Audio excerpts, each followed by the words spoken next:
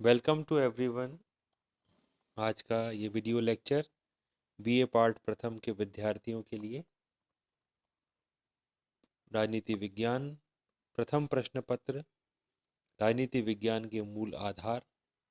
आज का हमारा टॉपिक है नागरिक समाज, सिविल सोसाइटी। नागरिक समाज लोकतंत्र का एक अनिवार्य अंग होता है। यह राज्य के मुकाबले नागरिकों के अधिकारों और उनकी सत्ता को व्यक्त करने वाली प्रक्रियाओं और संगठनों से मिलकर बनता है। इसका मकसद होता है राज्य को संयमित रखना और उसे नागरिक नियंत्रण में लाना।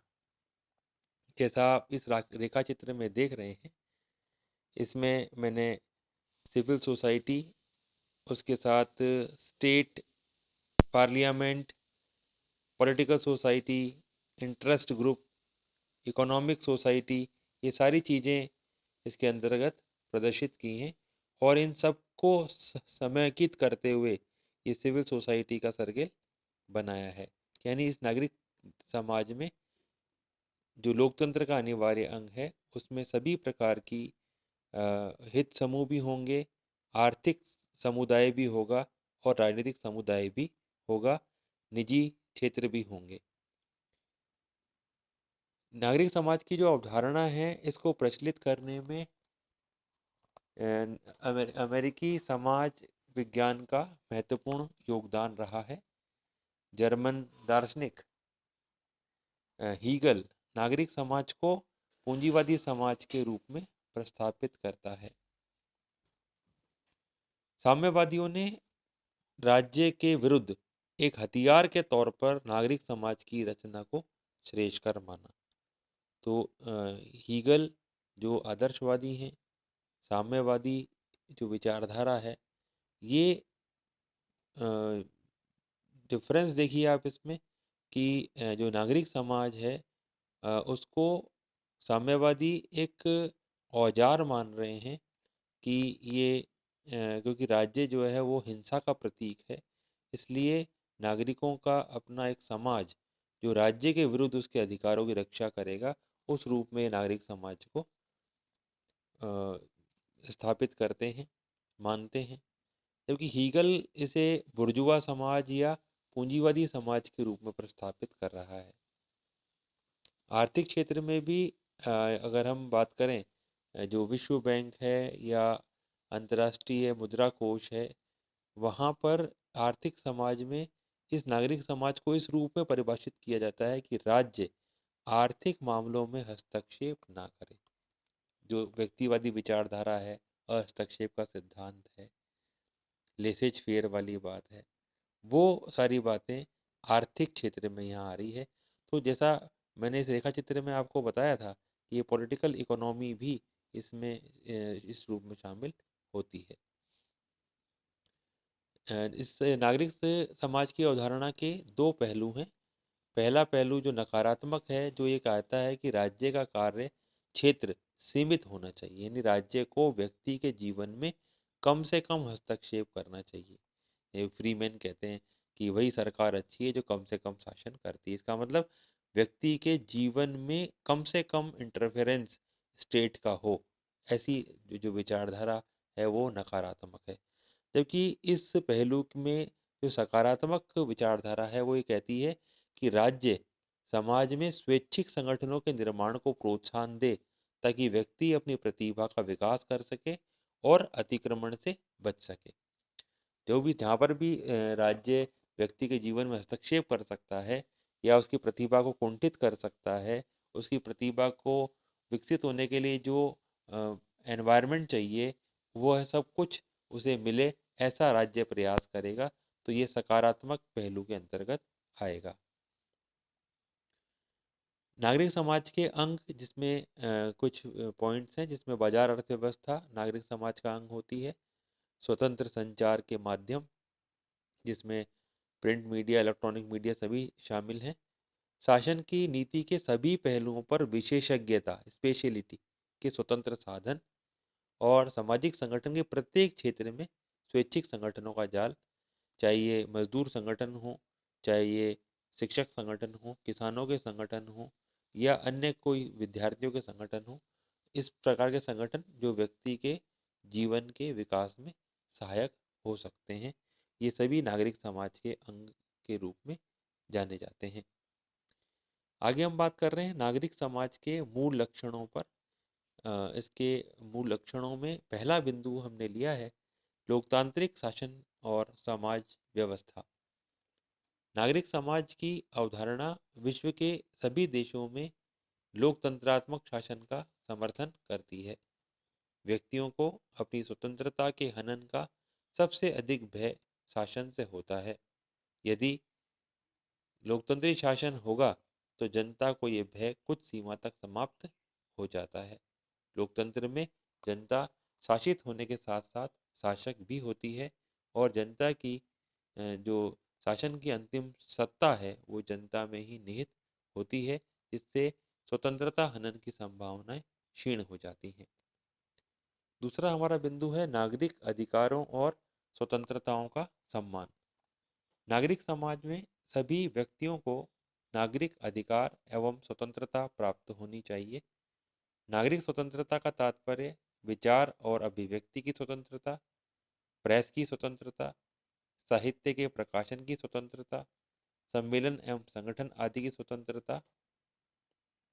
नागरिक समाज में लोकमत ही शासक को मर्यादा एवं नियंत्रण में रख सकता है। अतः लोकमत के विकास हेतु आवश्यक स्वतंत्र वातावरण का निर्माण किया जाना चाहिए। तीसरा हमारा बिंदु है व्यवहार में मानवीय समानता की स्थिति। नागरिक समाज में न केवल सिद्धांत में वरन व्यवहार में सभी व्यक्तियों को समान समझा जाना चाहिए और जाति, धर्म, वंश, लिंग अथवा अन्य किसी आधार पर व्यक्ति व्यक्ति में कोई भेदभाव नहीं किया जाना चाहिए। समाज व्यवस्था न्याय एवं समानता पर आधारित होनी चाहिए।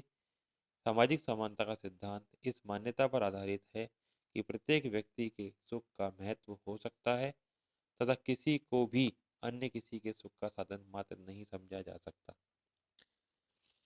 चौथा हमारा बिंदु है गंभीर आर्थिक विषमताओं का अंत।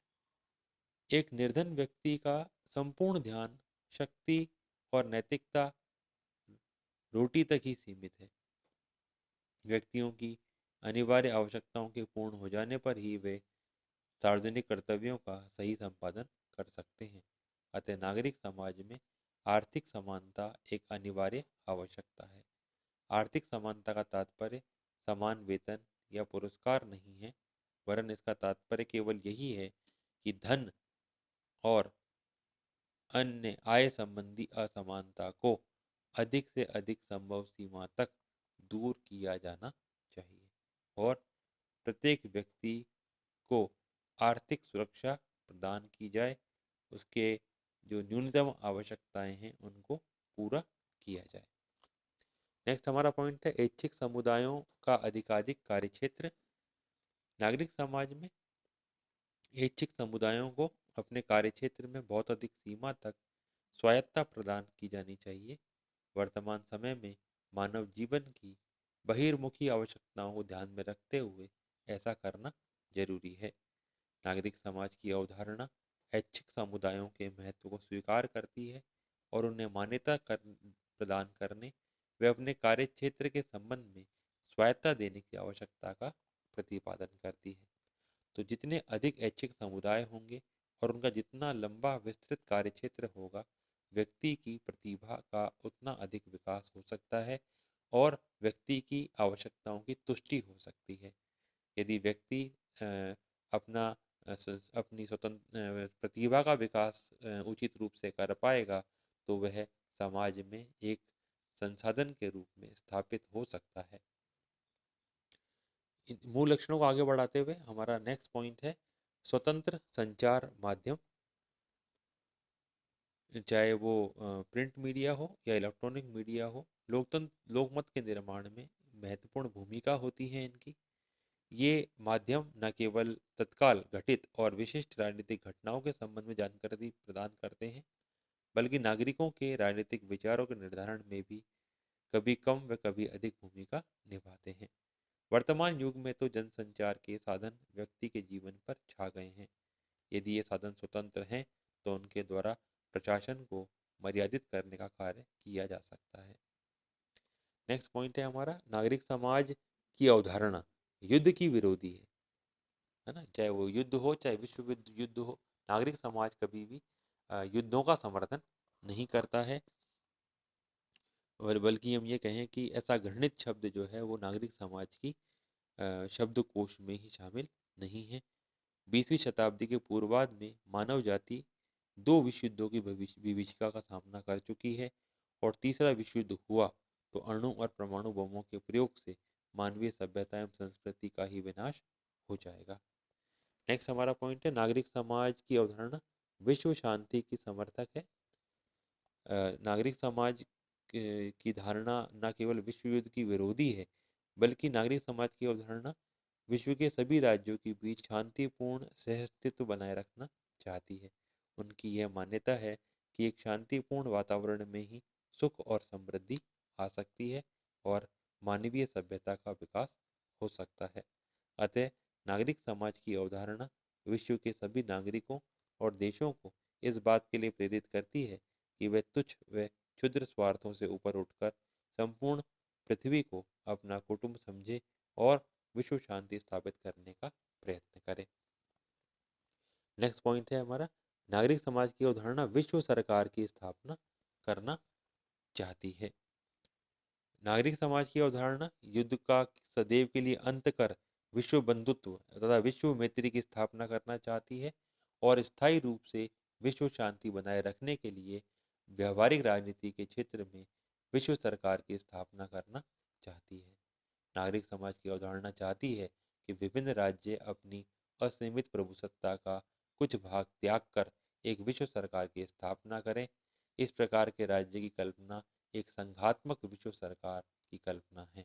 इस प्रकार आज के संघात्मक राज्यों में कुछ विषय केंद्रीय सरकारों के अधीन होते हैं और शेष विषय राज्य की सरकारों को सौंप दिए जाते हैं।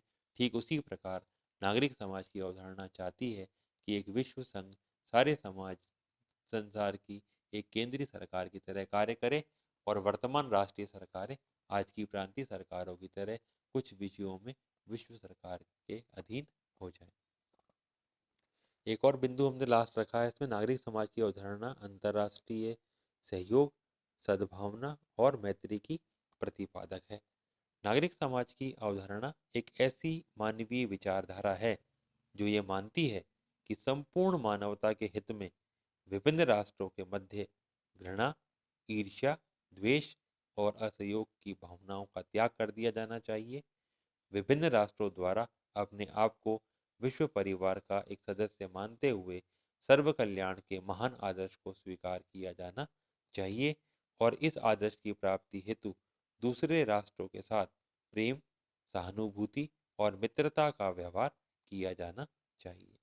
प्रेम और मैत्री का यह भाव स्वयं से सहमत विचारधारा वाले देश तक ही सीमित नहीं होना चाहिए, वरन विरोधी विचारधारा और स्वार्थों वाले राष्ट्रों के साथ भी अपने व्यवहार में इन्हीं सिद्धांतों को अपनाया जाना चाहिए। तो ये हमने इसके नागरिक समाज के अर्थ, परिभाषा और लक्षणों के बारे में बात की। इसके नेक्स्ट वीडियो में हम नागरिक समाज के मार्ग में आने वाली बाधाएं और उन्हें दूर करने के उपायों पर चर्चा करेंगे। धन्यवाद।